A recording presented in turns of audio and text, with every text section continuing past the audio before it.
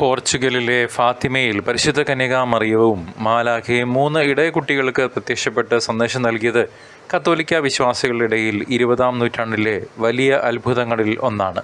വ്യക്തിപരമായ മാനസാന്തരത്തിന് പ്രാർത്ഥനയ്ക്കായി കുട്ടികൾക്ക് നിരവധി സന്ദേശങ്ങൾ മാതാവ് നൽകിയിരുന്നു. പല അവസരങ്ങളിലായി പരിശുദ്ധ മറിയവും മാലാഖയും കുട്ടികളെ പഠിപ്പിച്ച 5 പുതിയ പ്രാർത്ഥനകൾ നമ്മുടെ ആത്മീയ ഉന്നമനത്തിനും വളരെ സഹായകരമാണ്. അതിൽ ആദ്യത്തേത് ഫാത്തിമ പ്രാർത്ഥന എന്ന പേരിൽ ലോകം മുഴുവൻ പ്രസിദ്ധമാണ്. ഇതാണ് ഫാത്തിമ ജപം. ജപമാലയുടെ ഓരോ രഹസ്യവും കഴിഞ്ഞ് ഈ പ്രാർത്ഥന ചൊല്ലുവാൻ മറിയം കുട്ടികളോട് ആവശ്യപ്പെട്ട പ്രാർത്ഥനയാണിത്. ഫാത്തിമ ജപം അല്ലെങ്കിൽ പ്രാർത്ഥന സുഹൃത ജപം എന്നും ഈ പ്രാർത്ഥന അറിയപ്പെടുന്നു.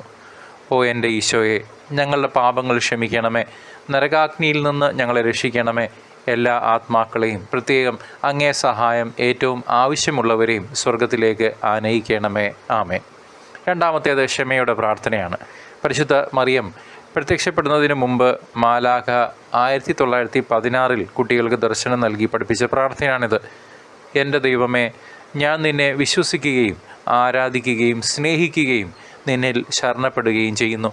നിന്നിൽ വിശ്വസിക്കാതെയും നിന്നെ ആരാധിക്കാതെയും സ്നേഹിക്കാതെയും നിന്നിൽ ശരണം വയ്ക്കാതിരിക്കുകയും ചെയ്യുന്നവർക്ക് വേണ്ടി ഞാൻ മാപ്പപേക്ഷിക്കുന്നു.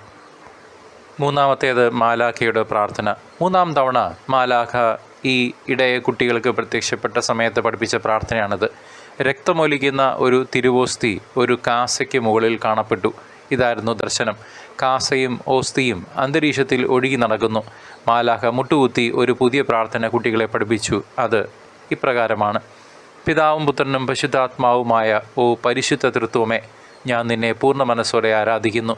ലോകമെങ്ങും നീ അനുഭവിക്കുന്ന നിന്ന അപമാനങ്ങൾക്കും പരിഹാസത്തിനും പരിഹാരമായി ലോകത്തിലുള്ള എല്ലാ സക്രാരികളിലും സന്നിഹിതമായിരിക്കുന്ന നിൻ്റെ ഏറ്റവും പരിശുദ്ധമായ ശരീരവും രക്തവും ആത്മാവും യേശുക്രിസ്തുവിൻ്റെ ദൈവത്വവും ഞാൻ അംഗീകരിക്കുന്നു.